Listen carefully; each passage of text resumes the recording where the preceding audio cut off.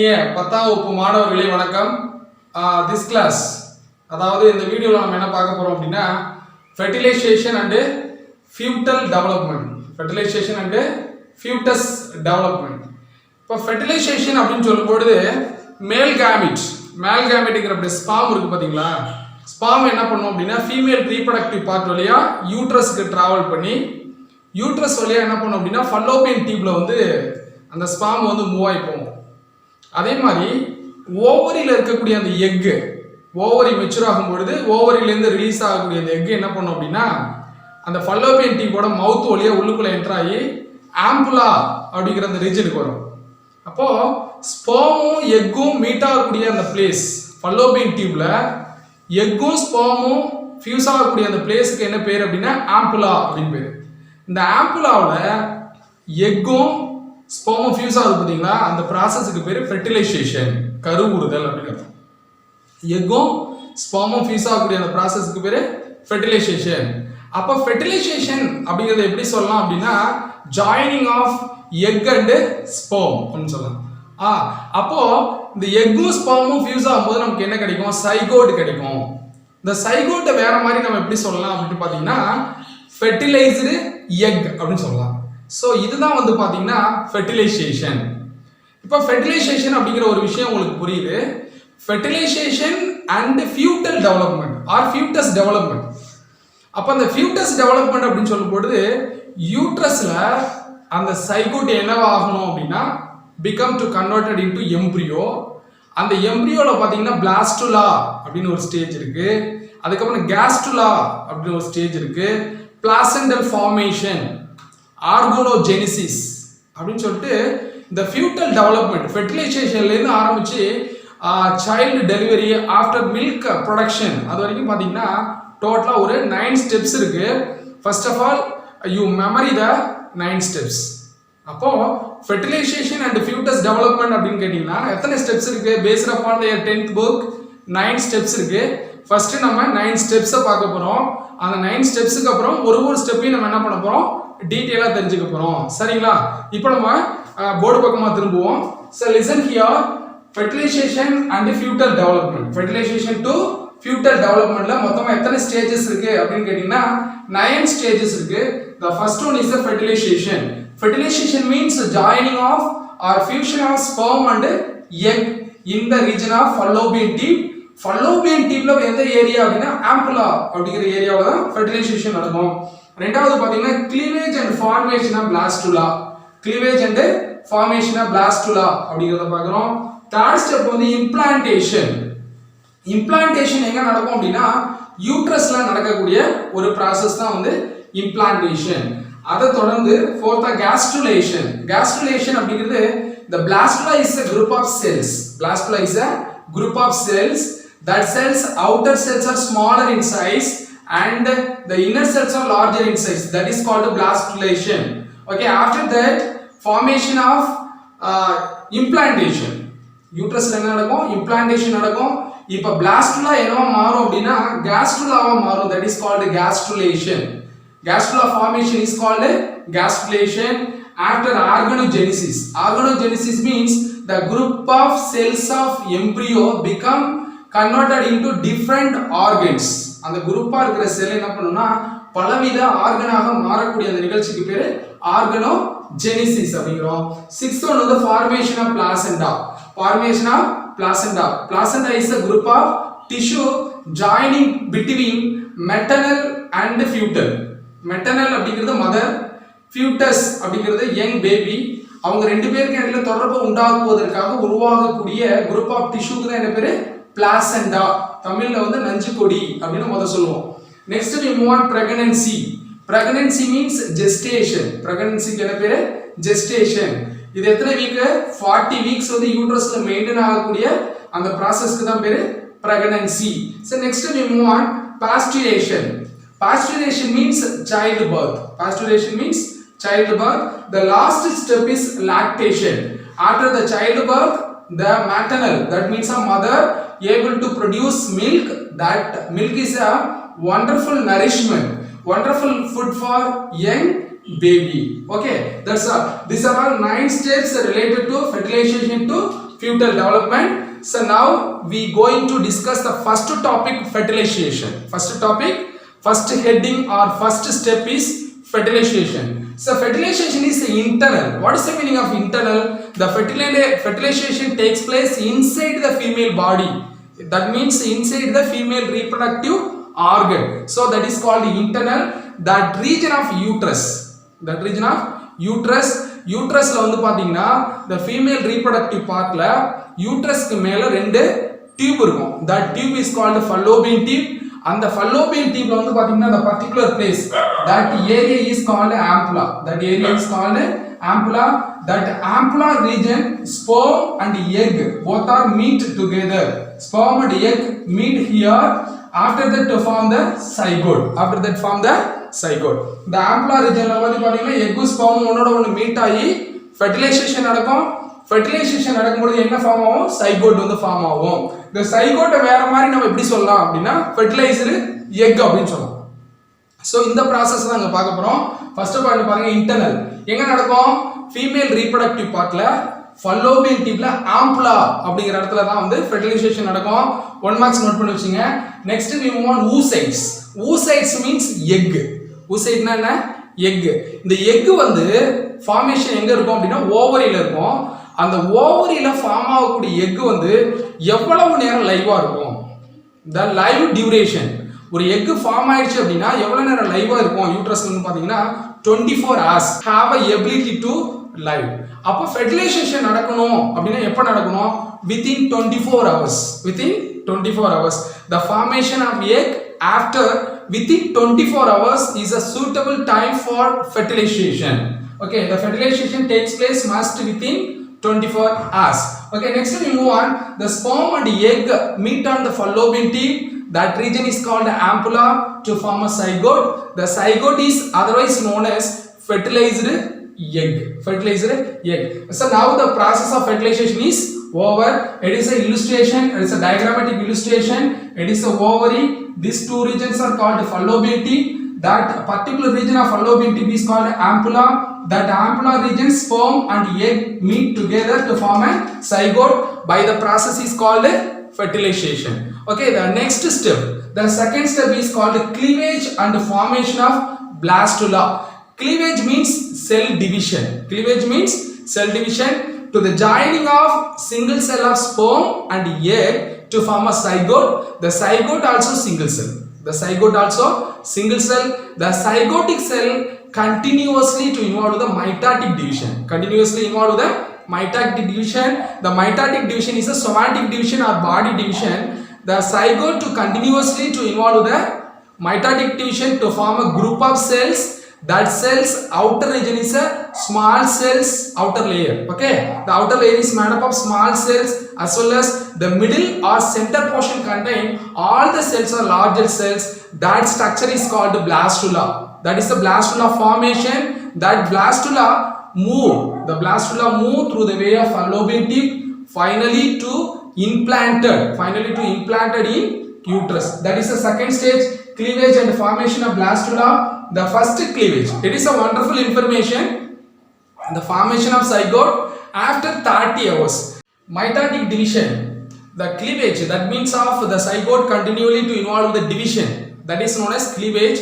That division is mitotic division. After that, the zygote to change into blastula. Blastula means group of cells. That blastula structure, the outer layer cells are smaller in size and the inner layer cells are larger in cells. The cells is made up of larger cells. After we move on the third stage, it is implantation. Implantation சொல்லும்போது fallopian tube ல fertilization நடக்கும். அது ampulla அப்படிங்கிற ரீஜன்ல. அதுக்கு அப்புறம் அந்த fallopian tube ல அந்த zygote மூவ் ஆகி வரும்போது தொடர்ந்து mitotic division நடந்து blastula ஃபார்ம் ஆகுது. இப்போ அந்த blastula வந்து என்ன ஆயிடும் அப்படினா யூட்ரஸ்ல வந்து implantation ஆகும். blastula என்ன ஆயிடும்? யூட்ரஸ்ல வந்து ஒரு இடத்துல தங்கிக்கும். சோ அந்த process தான் நாம என்ன சொல்றோம்னா implantation அப்படினு சொல்றோம். Listen here, the blastocyst எப்போ மூவ் ஆகும்? zygote become தொடர்ந்து mitotic division நடக்கும்போது blastula ஃபார்ம் ஆகும் இல்லையா? அதான் blastocyst னு சொல்றோம். அப்ப அந்த blastocyst வந்து fallopian tube ல ரிட்டர்ன்ல மூவ் ஆகி வந்து யூட்ரஸ்க்கு வரும் பாருங்க. blastocyst move to uterus and implantation. Uterus வந்து என்ன நடக்கும், ஒரு இடத்துல அப்படியே ஃபிக்ஸ் ஆயிடும். அந்த process தான் நம்ம என்ன சொல்றோம், implantation அப்படின்னு சொல்றோம். After the implantation, இப்போ இந்த implantation நடக்கிறது எப்போ சார் நடக்கும் அப்படின்னா fertilization முடிஞ்சு 6 to 7 days. நல்லா நீங்க யோசிக்கணும். பாருங்க, fallopian tubeல ஆம்புலாவில் வந்து fertilization நடக்குது. அந்த fallopian tubeல மூவ் ஆகி யூட்ரஸ்க்கு வந்து implantation நடக்கிறதுக்கு எவ்வளவு நாள் ஆயிடுது? After 6 to 7 days of fertilization. After 6 to 7 days of fertilization. Fertilization முடிஞ்சு 6 ல இருந்து 7 நாளைக்கு அப்புறம் தான் யூட்ரஸ்ல implantation நடக்குது. அதுக்கு அப்புறம் பாத்தீங்கன்னா இந்த implantation நடக்கக்கூடிய இடம் எது அப்படின்னு பாத்தீங்கன்னா யூட்ரஸோட இன்னர் லேயர். யூட்ரஸோட இன்னர்மோஸ்ட் லேயருக்கு என்ன பேர் அப்படின்னா எண்டோமெட்ரியம். அந்த எண்டோமெட்ரியத்துல தான் implantation நடக்கும். Are you clear? So next move on, fourth step. The fourth step is called gastrulation. Fourth step is called gastrulation. இப்போ blastula or blastocyst ன்னு சொல்லும்போது அதோட அவுட்டர் லேயர் எப்படி இருக்கும், ஸ்மால் செல்ஸா இருக்கும், inner cells are larger cells. இப்போ blastula என்ன பண்ணிருச்சு அப்படின்னா யூட்ரஸ்ல வந்து இம்ப்ளான்ட் ஆயிடுச்சு. இம்ப்ளான்டேஷன் முடிஞ்ச பிறகு இப்போ blastula டெவலப் ஆகும். இந்த blastula டெவலப் ஆகும் பொழுது blastula to develop the 3 different layers. இப்போ blastula எத்தனை லேயர் ஃபார்ம் ஆக போகுது, 3 லேயர்ஸ் ஃபார்ம் ஆக போகுது. அவுட்டர் லேயருக்கு பேரு எக்டோடர்ம். அவுட்டர் லேயருக்கு என்ன பேரு, எக்டோடர்ம். மிடில் லேயருக்கு பேரு மீசோடர்ம். இன்னர் லேயருக்கு பேரு எண்டோடர்ம். இப்போ இந்த blastocyst மெச்சூர் ஆகுது எங்க அப்படின்னா யூட்ரஸ்ல. அப்போ 3 லேயர்ஸ் ஃபார்ம் ஆகுது. அவுட்டர் லேயருக்கு பேரு எக்டோடர்ம், மிடில் லேயருக்கு பேரு மீசோடர்ம், இன்னர் லேயருக்கு பேரு எண்டோடர்ம். இப்படி structure மாறுச்சுனா now the blastula is called gastrula. இப்போ blastula என்னவா மாறிடுது, gastrula மாறுது. by the process is called gastrulation. இப்போ blastula gastrula மாறக்கூடிய அந்த நிகழ்ச்சிக்கு தான் பேரு gastrulation. okay, after the implantation blastocyst develop into gastrula. It contain primary germ layers. It contain primary germ layers. Outer layer is ectoderm, middle layer is mesoderm, inner layer is endoderm. After we move on the fifth step. இப்போ நம்ம எங்க போறோம், fifth step க்கு போறோம். that is called organogenesis. Fifth step is called organogenesis. Here the germ layers, what are the germ layers, ectoderm, endoderm, mesoderm, to initiate or establish the end stage of embryonic development. The ectoderm, endoderm, mesoderm இருக்கு பாத்தீங்களா, இந்த மூணு layer சேர்ந்து என்ன பண்ணுதுன்னா embryonic stage development முடிவுக்கு கொண்டு வருது. end stage of embryonic development. இதுக்கு அப்புறம் embryo development கிடையாது. அப்ப என்ன நடக்க போகுது அப்படின்னு பாத்தீங்கன்னா that gastrula என்ன லேயர் இருக்கு, 3 germ layers இருக்கு, ectoderm, endoderm, mesoderm. இந்த ectoderm என்ன பண்ணும்னா produce or to develop some of the organs. நம்ம உடம்புல உள்ள சில ஆர்கன்ஸ் வந்து டெவலப் பண்ணும். அதே மாதிரி mesoderm என்ன பண்ணும் அப்படின்னா they also to develop some of the organ of the body as well as inner layer. inner layer என்ன பேரு, ectoderm, endoderm சொல்லி inner layer. அது என்ன பண்ணுது அப்படின்னா சில ஆர்கன்ஸை டெவலப் பண்ணுது. அப்ப ectoderm சில ஆர்கனை உண்டாக்குது, mesoderm சில ஆர்கனை உண்டாக்குது, endoderm சில ஆர்கனை உருவாக்குது. இப்போ அப்ப ஃபியூட்டஸ் வந்து டெவலப் ஆயிடுது. இப்போ gastrulaவா இருந்தது என்னவா மாறுது, ஃபியூட்டஸா மாறுது. ஃபியூட்டஸ்ல ஆர்கன்ஸ் வந்து டெவலப் ஆகுது. by the process is called organogenesis. Listen here, the establishment of germ layers to initiate the final stage of embryonic development. embryonic stage முடிச்சு வைக்கிறது யாரு அப்படின்னு பாத்தீங்கன்னா germ layers. So next we move on to form the various organ on the fetus. இப்போ ஃபியூட்டஸ்ல என்ன நடக்குது, பலவிதமான organs வந்து டெவலப் ஆகுது. after that organ developed by various germs layer. ectoderm some of the organ, endoderm some of the organ, mesoderm some of the organ சொல்லி பாடிக்கு தேவையான, உடம்புக்கு தேவையான எல்லாவித உறுப்புகளும் உருவாகக்கூடிய அந்த நிகழ்ச்சிக்கு தான் என்ன பேரு, organogenesis. okay, next we move on, step number 6. Step number 6, that is called formation of placenta. Formation of placenta. The placenta is a disc like structure. The placenta is a disc like structure. It connect between mother and fetus. ஒருத்தங்க pregnancy ஆன உடனே பாத்தீங்கன்னா தாய்க்கும் அந்த குழந்தைக்கும் இடையில கனெக்ஷனை உண்டாக்கக்கூடிய அந்த டிஷ்யூக்கு தான் என்ன பேரு, பிளாசெண்டா. It is a disc like structure. It connect between mother tissue and fetus. okay, it exchange some of the things.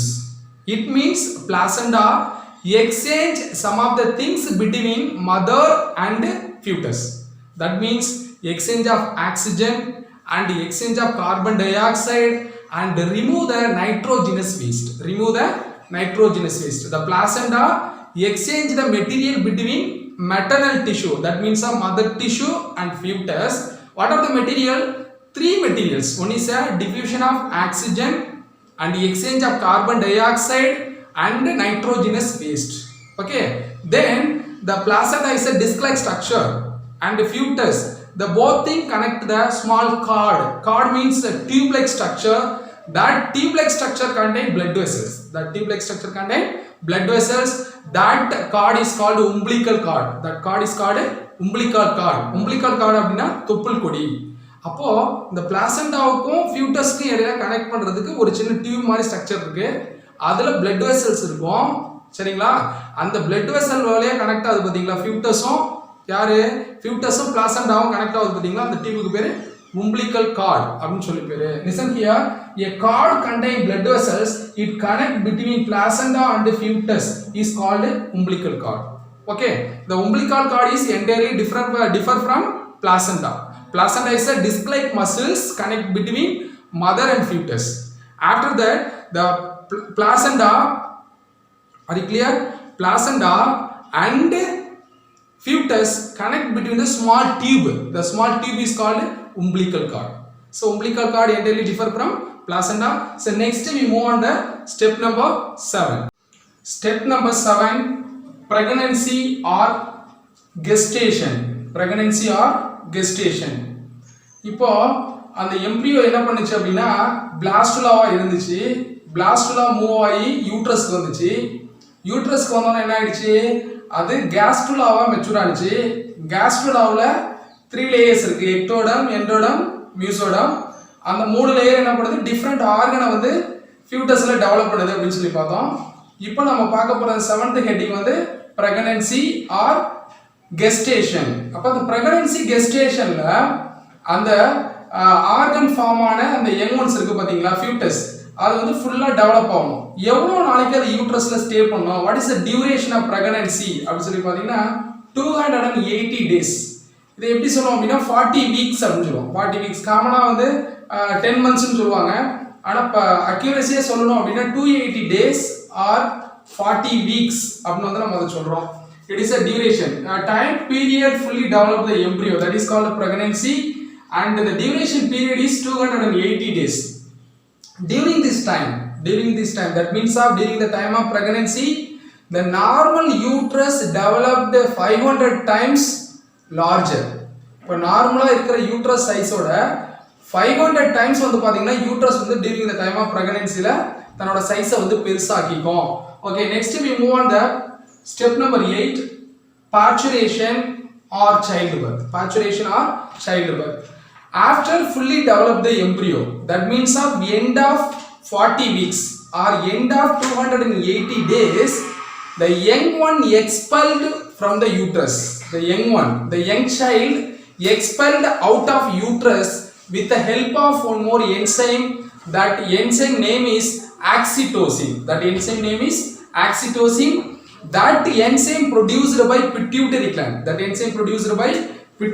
Especially the posterior region of pituitary gland to secrete one more enzyme oxytocin.